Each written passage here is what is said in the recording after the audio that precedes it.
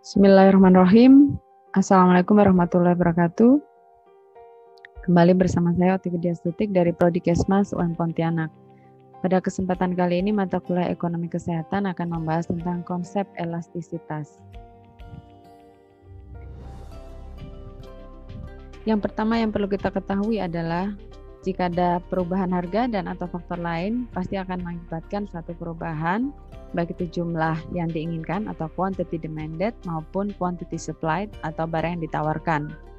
Pertanyaannya adalah seberapa besar perubahan quantity demanded atau quantity supplied akibat perubahan beberapa faktor atau harga dan atau faktor yang lain yang mempengaruhi tersebut. Hal ini akan dijawab dengan konsep elastisitas atau elasticity. Elastisitas sendiri adalah ukuran responsiveness perubahan quantity demanded dan quantity supplied sebagai respons perubahan faktor yang mempengaruhi. Jenis elastisitas diantaranya adalah yang pertama, price elasticity of demand atau yang berkaitan dengan harga. Yang kedua adalah income elasticity of demand atau pendapatan. Yang ketiga, cross price elasticity of demand atau harga silang. Dan price elasticity of supply. Untuk nomor 1 dan nomor 3 merupakan elastisitas permintaan, sementara untuk yang terakhir adalah elastisitas penawaran.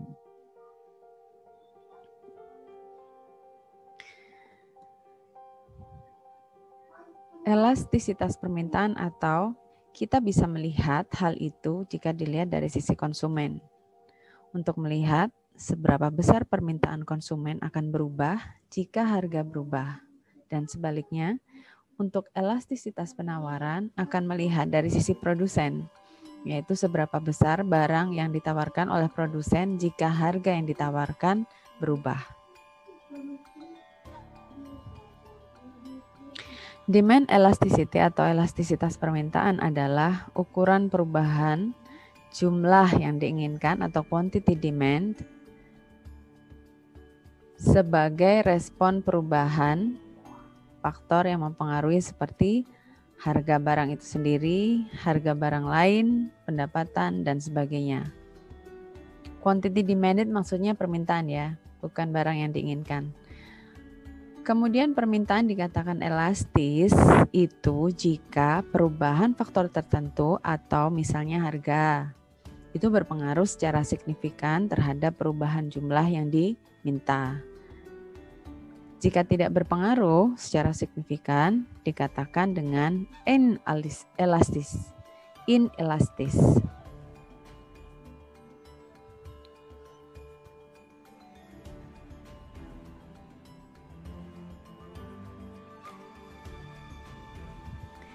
Ini adalah tabel untuk kita bisa mengetahui bagaimana nilai elastis itu akan didapatkan dan apa yang disebut dengan nilai tersebut.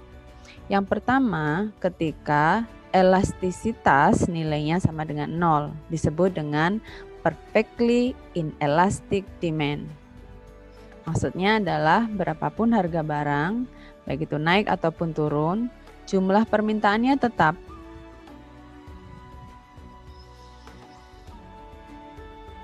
Yang kedua adalah ketika nilai elastisitas kurang dari 1. Disebut dengan inelastic demand. Kenaikan atau penurunan harga cenderung tidak mempengaruhi permintaan barang. Yang ketiga adalah elastisitas dengan nilai sama dengan 1. Disebut dengan unity elastic demand. Kenaikan atau penurunan harga akan menyebabkan permintaan barang naik atau turun secara proporsional. Yang keempat, elastisitas lebih dari 1. Disebut dengan elastic demand. Maksudnya adalah kenaikan atau penurunan harga cenderung mempengaruhi permintaan barang. Dan yang kelima adalah elastisitas yang nilainya tidak terhingga. Disebut dengan perfectly elastic demand. Maksudnya adalah berapapun kenaikan atau penurunan harga, permintaan tetap tinggi.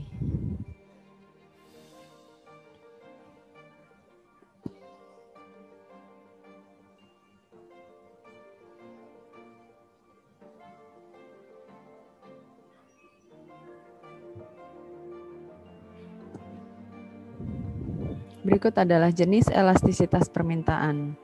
Yang pertama, price elasticity of demand, di mana di situ akan ada suatu proses pengukuran responsivitas perubahan jumlah barang yang diminta akibat perubahan harga barang tersebut.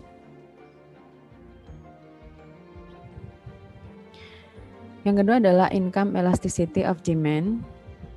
Demand di situ mengukur responsivitas perubahan jumlah barang yang diminta akibat perubahan pendapatan. Cross price elasticity of demand adalah mengukur responsivitas perubahan jumlah barang yang diminta akibat perubahan barang-barang lainnya.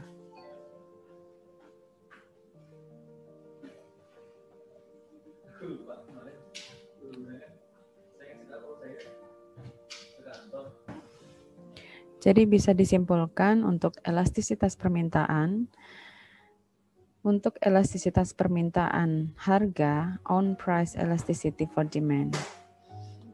Itu adalah istilah lainnya. Jadi elastisitas itu dilihat terhadap barang itu sendiri. Elastisitas permintaan silang disebut juga dengan cross price elasticity for demand. Jika kita melihatnya itu adalah elastisitas terhadap harga barang lain. Kemudian untuk elastisitas permintaan pendapatan, jika kita melihat elastisitas itu terhadap pendapatan konsumen.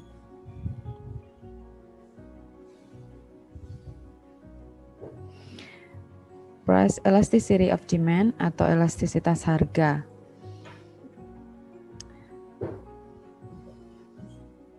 Batasan dari price elasticity of demand atau elastisitas harga adalah ukuran perubahan jumlah barang yang diminta akibat perubahan harga tersebut. Nilai elastisitas harga permintaan adalah negatif atau berbanding terbalik.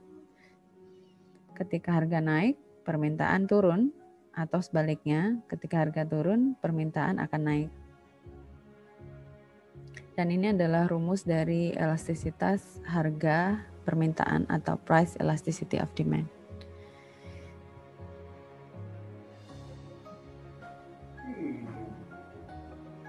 Kita bisa melihat di sini bahwa elastisitas harga ini adalah persentase dari jumlah Q atau quantity of demand dan jumlah persentase dari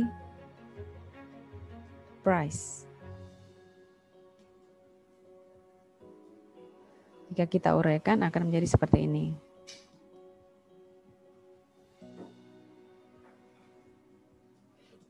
Dan hasil akhirnya adalah menjadi seperti ini.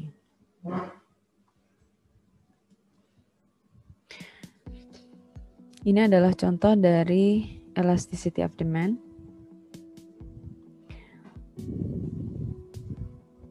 Saat harga alkes sebesar 5 juta, konsumsinya adalah 3 unit. Saat harga berubah menjadi 3 juta, konsumsi berubah menjadi 5 unit.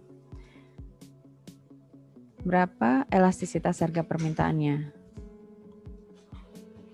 Dengan menggunakan rumus yang tadi kita sudah lihat, maka didapatkan elastisitasnya adalah negatif 2,5 atau 2,5 ketika kita melihat dalam gambarnya. Price elasticity of demand pada persamaan Q sama dengan A dikurangi B, P-nya adalah price, maka nilai dari total Q dan sigma price adalah minus B. Pada kurva permintaan dengan gradien M, maka dihasilkan 1/M. Semakin mendatar kurva permintaan, maka semakin elastis. kita bisa melihat bagaimana perfectly elastis itu berada, kemudian beranjak kepada bentuk elastis, unit elastisnya itu -1, dengan nilai yang sedemikian akhirnya didapatkan inelastik, kondisi inelastik, dan ketika dia adalah 0, dia menjadi perfectly inelastic.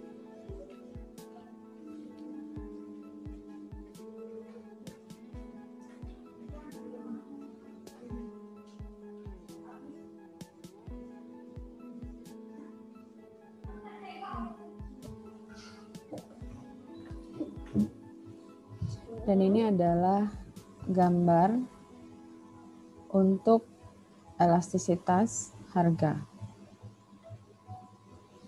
Kita bisa melihat perubahan harga dengan perubahan jumlah. Jadi adalah tanda panah ini adalah perubahan. Yang pertama, harga pertama ada di sini P1 dan P2 adalah harga kedua.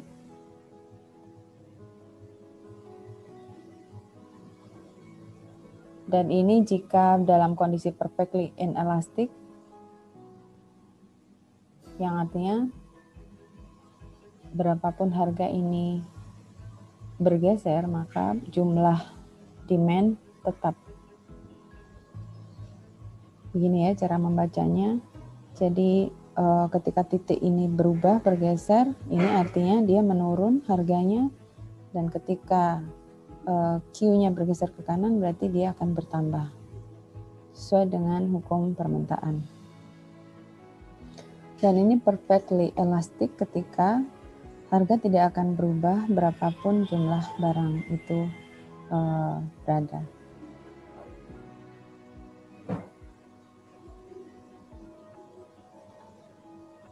Ini unit elastic, inelastic, perfectly inelastic. Again, this is elastic and perfectly inelastic. Faktor yang mempengaruhi price elasticity of demand adalah yang pertama, ketersediaan barang substitusi atau barang pengganti, sehingga semakin banyak barang substitusi akan semakin elastis. Yang kedua adalah proporsi pendapatan. Semakin kecil proporsi pendapatan yang digunakan untuk membeli barang, maka semakin inelastik.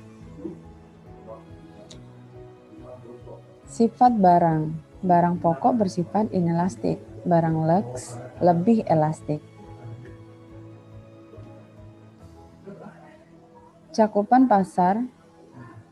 Semakin sempit definisi pasar dan produknya tentunya, maka akan semakin elastik. Yang kelima adalah faktor jangka waktu. Untuk long term, permintaan barang akan lebih elastik dibanding dengan short term. Jika ingin melihat bagaimana ini kondisi atau posisi semakin elastis atau semakin inelastik, Anda bisa mencocokkan dengan gambar yang sudah tadi disajikan. Price elasticity of demand dalam kurva permintaan linier, kita bisa melihat gambarnya. Jadi ketika price berasal di sini dan ini adalah quantity-nya, titik di sini adalah titik perfectly elastic. Ketika berada di sini adalah elastic dan elastisitasnya adalah -1. Dan di sini juga sama seperti dengan yang tadi sudah dijelaskan.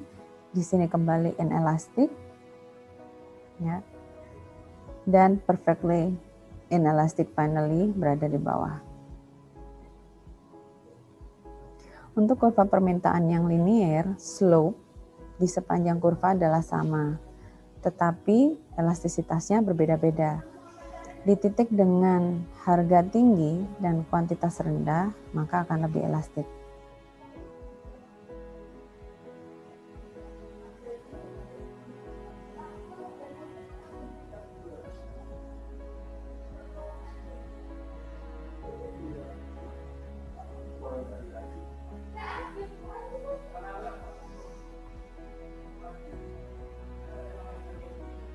Price elasticity of demand dalam kurva permintaan linear. Pada saat harga berubah dari A ke B, nilai elastisitasnya adalah minus 3.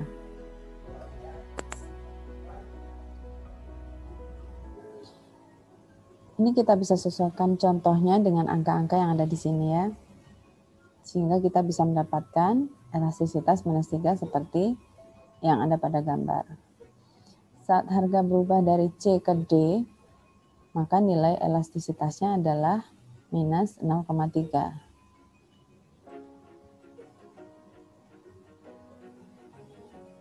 Semua angka kita masukkan sesuai yang ada pada gambar. Yang dimaksud slope itu adalah ini. Ini adalah slope-nya. Kemiringan slope yang ini sama.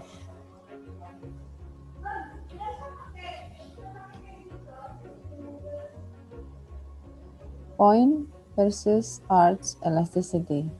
Perhitungan di samping menggunakan elasticity titik atau point elasticity, yaitu konsep elastisitas harga di titik tertentu pada kurva permintaan. Dua perhitungan di atas memberikan hasil yang berbeda, padahal pergerakan antar titiknya sama.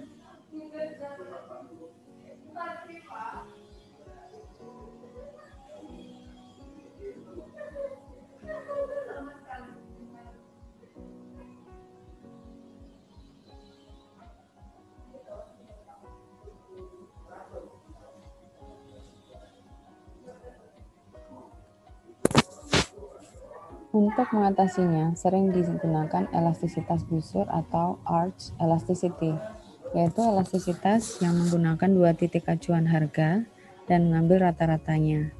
Perhitungan ini sering disebut midpoint method.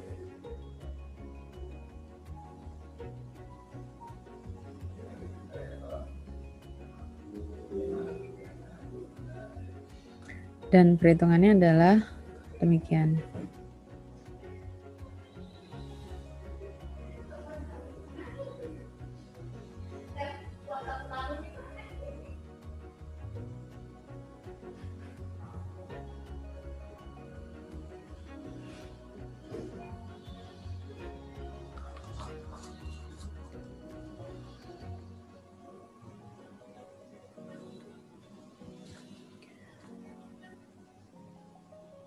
Elastisitas busur perhitungannya adalah seperti ini. Kita memperhitungkan Q kedua dengan Q1 selisihnya, yang kemudian kita kalikan dengan penjumlahan price yang pertama dan kedua, yang kemudian kita bagi 2. Dan pembaginya adalah penjumlahan dari price quantity yang pertama dan kedua, yang kemudian dibagi 2, yang menghasilkan minus 9/5.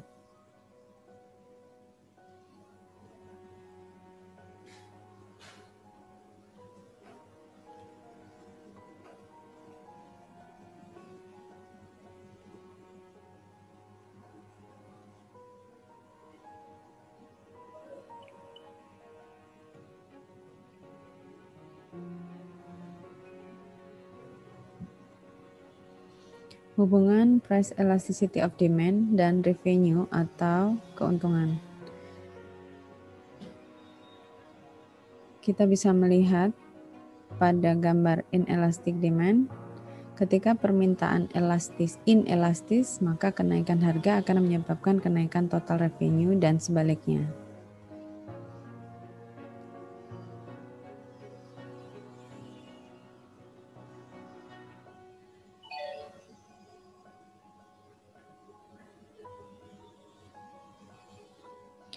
Dan ketika permintaan elastik, kenaikan harga akan menyebabkan penurunan total revenue dan sebaliknya.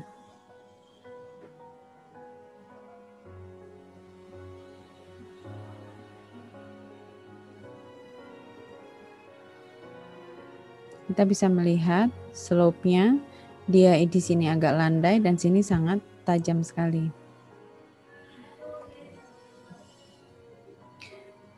Elastisitas pendapatan dan silang terhadap permintaan. Interpretasi elastisitas permintaan pendapatan. Jika nilai elastisitas kurang dari 0, yang umumnya terjadi pada inferior goods, artinya pendapatan naik dan cenderung akan menurunkan jumlah permintaan dan sebaliknya. Jika nilai elastisitas lebih dari 0, yang terjadi pada umumnya adalah di normal goods, maka pendapatan akan naik dan cenderung akan meningkatkan jumlah permintaan dan sebaliknya. Jika nilai elastisitas lebih dari 1, yang umumnya terjadi pada luxury goods, maka artinya adalah pendapatan naik, di mana cenderung akan meningkatkan jumlah permintaan pada level di atas barang normal dan sebaliknya. Kemudian jika elastisitas itu di antara 0 dan 1, maka ini akan terjadi pada umumnya di necessary goods, maka artinya adalah pendapatan naik cenderung tidak begitu berpengaruh pada tingkat permintaan.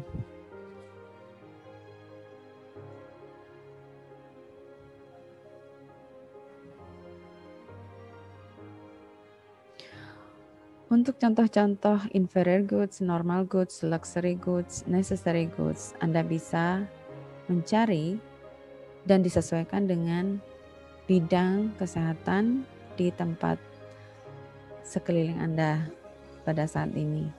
Itu akan lebih mudah sekali untuk memberikan contoh apa saja yang termasuk di dalam inferior goods, normal, luxury, dan necessary goods.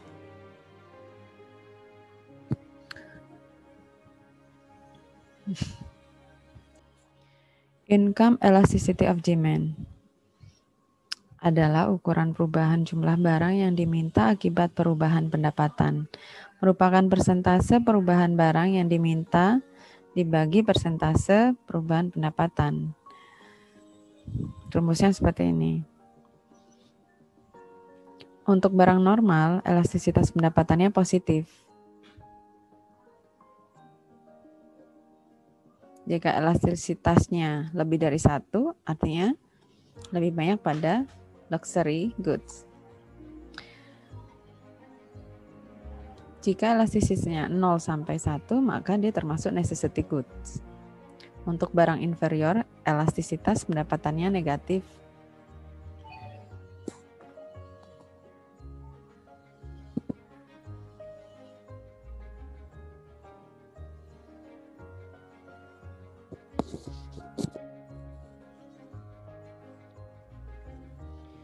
Income elasticity of demand, contohnya saat pendapatan seseorang adalah 500.000, konsumsi beras atau nasi bulanannya adalah 2 kilo. Saat pendapatannya naik menjadi 1 juta, konsumsi berasnya menjadi 6 kilo. Tentunya nilai elastisitas pendapatannya dan tentukan jenis barang apa nasi bagi orang tersebut.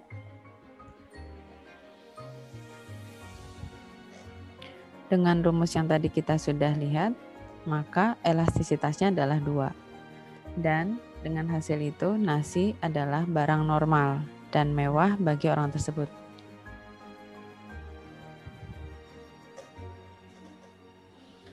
Cross price elasticity of demand adalah ukuran perubahan jumlah barang yang diminta akibat perubahan harga dari barang lain. Nilainya merupakan persentase perubahan barang yang diminta dibagi persentase perubahan harga barang lain. Untuk barang substitusi atau pengganti, elastisitas silangnya positif. Untuk barang komplementer, elastisitasnya silang negatif. Komplementer maksudnya adalah pelengkap. Contohnya, harga teh adalah seharga $1 dan konsumsi seseorang adalah 2 unit. Pada saat tersebut harga gula adalah $2. Suatu saat harga gula naik menjadi $5. Kenaikan harga gula ini berdampak pada konsumsi teh orang tersebut hingga hanya mengkonsumsi 1 unit. Tentukan nilai elastisitas silangnya dan tentukan jenis barang apa gula terhadap teh bagi orang tersebut. Ketika kita masukkan sesuai dengan rumus yang tadi kita sudah lihat, maka hasilnya adalah minus 1/3. Maka dengan demikian gula adalah termasuk barang komplement dari teh, karena nilai elastisitasnya adalah negatif. Untuk contoh-contoh yang sudah disajikan di sini, bisa Anda konversikan dengan contoh-contoh real yang ada di bidang kesehatan. Anda bisa melihat apakah barang tersebut termasuk komplementer atau substitusi.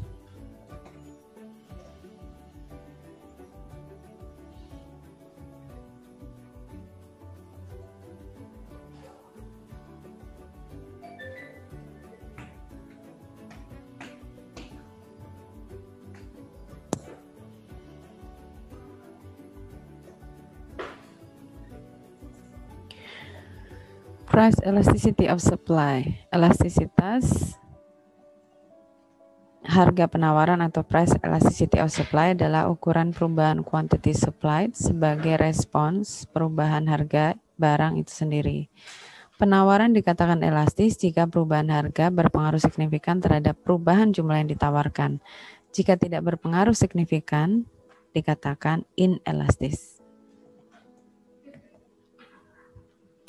Maka interpretasinya adalah sebagai berikut. Jika nilai elastisitasnya adalah 0, maka dia dikatakan perfectly inelastic demand.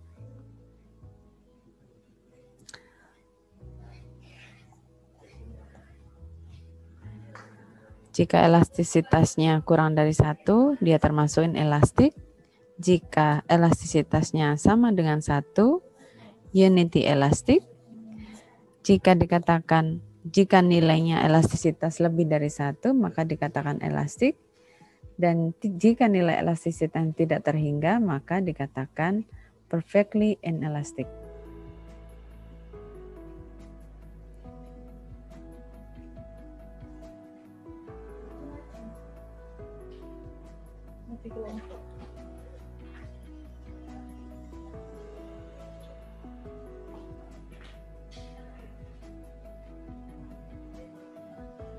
Berikut adalah rumus untuk price elasticity of supply. Dan jika kita menggunakan midpoint atau arch elasticity atau busur, maka ada penjumlahan di sini P1 dan P2, Q1 dan Q2.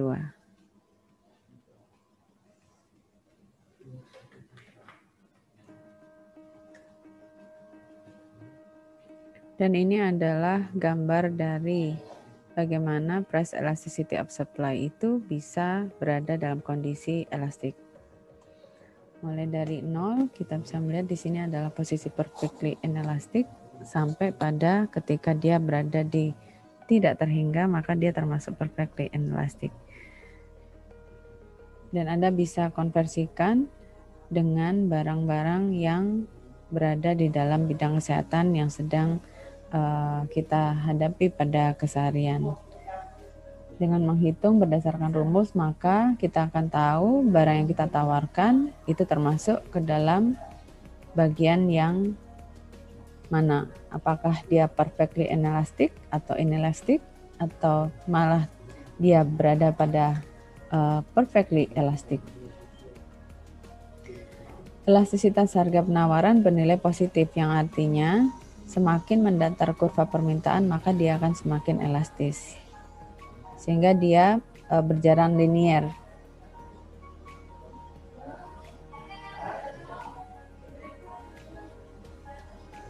Kita bisa melihat perubahan harga yang ada di sini, Q-nya tetap atau jumlahnya tetap. Dengan perubahan yang sama, maka Q-nya berubah. Ini disebut dengan inelastik. Ini adalah unit elastik. Dan ini elastik. Dan pada akhirnya ketika P1 dan P2 adalah equal, maka dia termasuk pada perfectly inelastic.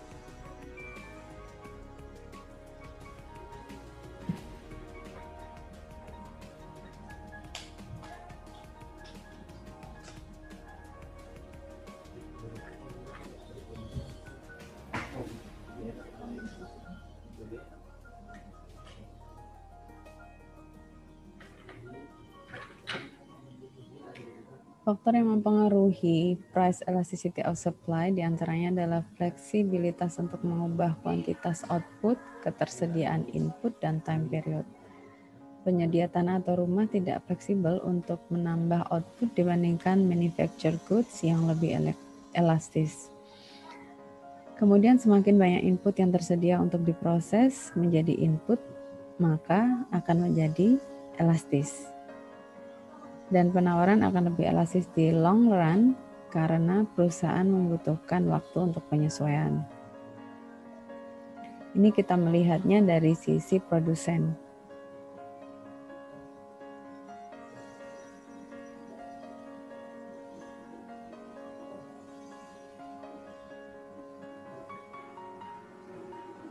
Yang perlu diperhatikan adalah tanda elastisitas permintaan selalu negatif, dan ini disesuaikan dengan hukum permintaan yang berlaku. Terjadi hubungan terbalik antara harga dengan kuantitas, dan di beberapa buku juga menggunakan nilai absolut, sehingga baik nilai elastisitas permintaan maupun penawaran memiliki nilai yang positif, namun tetap memperhatikan sifat dan hukum permintaan dan penawaran. Kemudian angka elastisitas bisa dinyatakan dalam ukuran kontinu, misal 1,67 atau persentase 167%, tanpa mengubah maksud dari konsep elastisitas itu sendiri.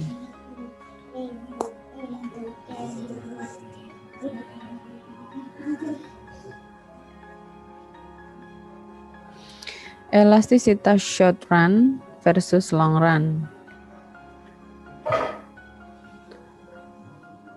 Short run dan long run untuk kurva permintaan, untuk sebagian besar barang, permintaan akan lebih elastis pada jangka panjang atau long run, karena orang butuh waktu untuk mengubah kebiasaan konsumsi. Namun untuk barang durable atau tahan lama, ya seperti TV, kulkas, kendaraan, pesawat, ya, atau nanti sesuaikan dengan bidang kesehatan di masing-masing instansi tempat Anda bekerja, ini cenderung lebih elastis dalam jangka pendek atau short run. Mengapa? Karena pada saat harga naik, orang akan menunda beli. Orang akan menunda beli untuk membeli yang baru atau menambah stok-stok karena masih bisa digunakan dalam waktu lebih lama. Namun pada akhirnya akan tetap beli karena barang telah usang. Jadi mau nggak mau harus tetap beli. Karena respon terhadap ekonomi atau pendapatan terjadi dalam jangka pendek, industri barang-barang durable ini sering disebut cyclical industries yang berfluktuasi mengikuti siklus ekonomi.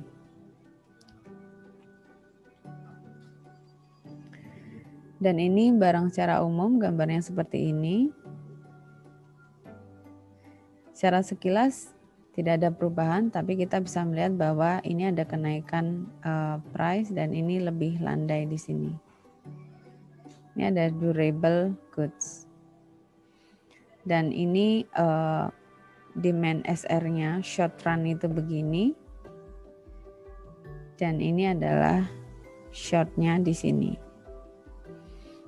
Jadi ketika berada di durable, dia lebih landai. Untuk yang di barang secara umum, demand short run-nya dia lebih, slope-nya lebih tajam.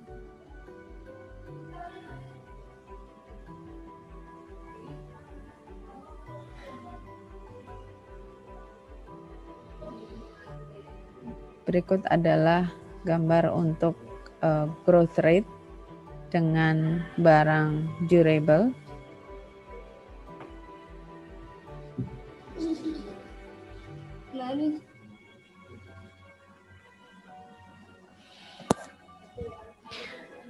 Kembali ini adalah kesimpulan untuk short run versus long run untuk kurva penawaran. Untuk sebagian besar barang, penawaran akan lebih elastis dalam jangka panjang atau long run.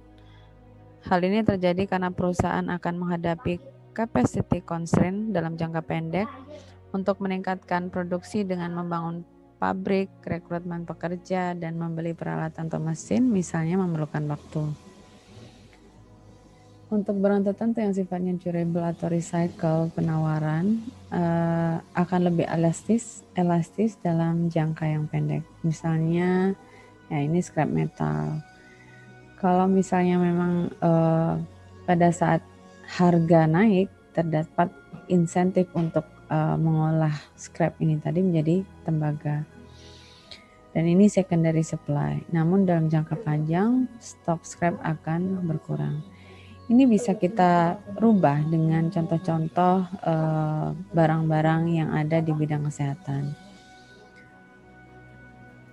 Sesuaikan dengan yang di atas ini sehingga kita bisa mengetahui bagaimana barang itu digunakan dan ditawarkan, sehingga kita bisa melihat bagaimana elastisitasnya di dalam jangka panjang.